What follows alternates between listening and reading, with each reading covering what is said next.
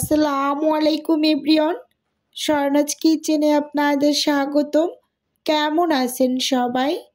আশা করি আল্লাহর রহমতে সবাই খুব ভালো আছেন। আজকে আমি আপনাদের সাথে শেয়ার করব ছোট চিংড়ি মাছ দিয়ে লাল শাক রান্নার ভীষণ মজাদার একটা রেসিপি। চলুন তাহলে দেখে নেই। প্রথমেই চুলোতে একটা প্যান বসিয়ে দিয়েছি। প্যানটা ভালোভাবে গরম হয়ে আসার পর রান্নার জন্য দিয়ে দিলাম পরিমাণ মতো তেল। তেলটা মোটামুটি পর্যায়ে খুব ভালোভাবে গরম হয়ে গিয়েছে। এখন দিয়ে দিলাম পেঁয়াজ, কাঁচামরিচ কুচি।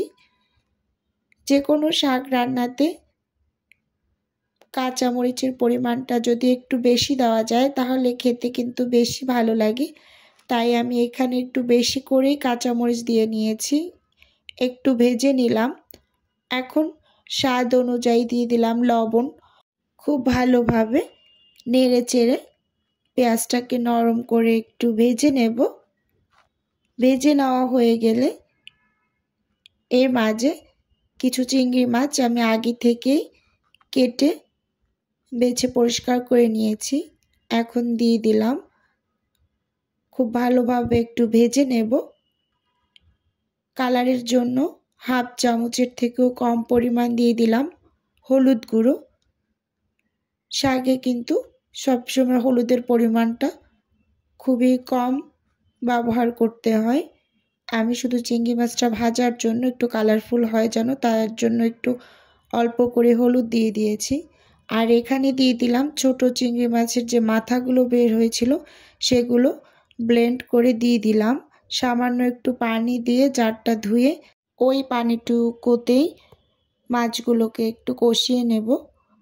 একেবারে পানিটা শুকিয়ে আসা পর্যন্ত একটু অপেক্ষা করব।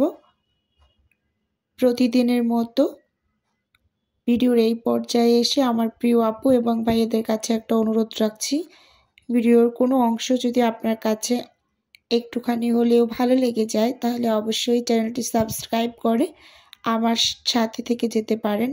আর ভিডিওর শুরুতে অবশ্যই একটা লাইক দিয়ে ভিডিও দেখা কন্টিনিউ করবেন আশা রাখছি।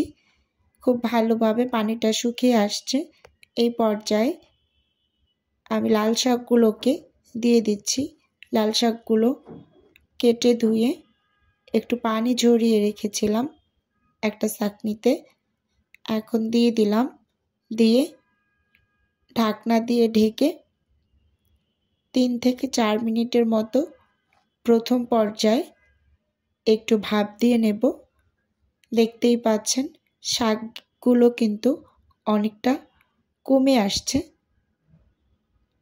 একটু নেড়ে চেড়ে নিচ্ছি। শাক যতই বেশি হোক না কেন, যখন চুলোতে দেওয়া হয় সঙ্গে সঙ্গেই কিন্তু ঢাকনা দিয়ে ঢেকে 3-4 মিনিট একটু অপেক্ষা করে ভাপ দিয়ে নেবেন। পরে নেড়ে চেড়ে দেবেন, দেখবেন শাকটা কিন্তু আগের থেকে অনেক অংশে কমে আসছে। আবারও ঢাকনা দিয়ে ঢেকে একদম রান্নাটা শেষ করে নিয়েছি। দেখতেই পাচ্ছেন অনেকটা পানি উঠে এসেছে। আমি একটু ঝোল ঝোল রাখবো। আর শাকগুলো খুব সুন্দরভাবে সেদ্ধ হয়ে গিয়েছে। এখন চুলোটা এই পর্যায়ে অফ করে দিচ্ছি।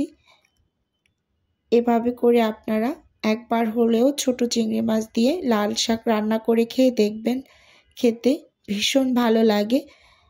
একটু ঝোল ঝোল থাকলেই বেশি ভালো লাগে। ঠান্ডা হওয়ার পর আপনাদের সাথে একটু শেয়ার করছি। দেখতেই পাচ্ছেন মাশাআল্লাহ ছোট চিংড়ি মাছ দিয়ে লাল শাক রান্নাটা কতটা ইয়াম্মি হয়েছে। আর যারা এখনও খাননি এভাবে রান্না করে তারা একবার হলেও খেয়ে দেখতে পারেন। আজকের ভিডিও এ পর্যন্তই। আল্লাহ হাফেজ।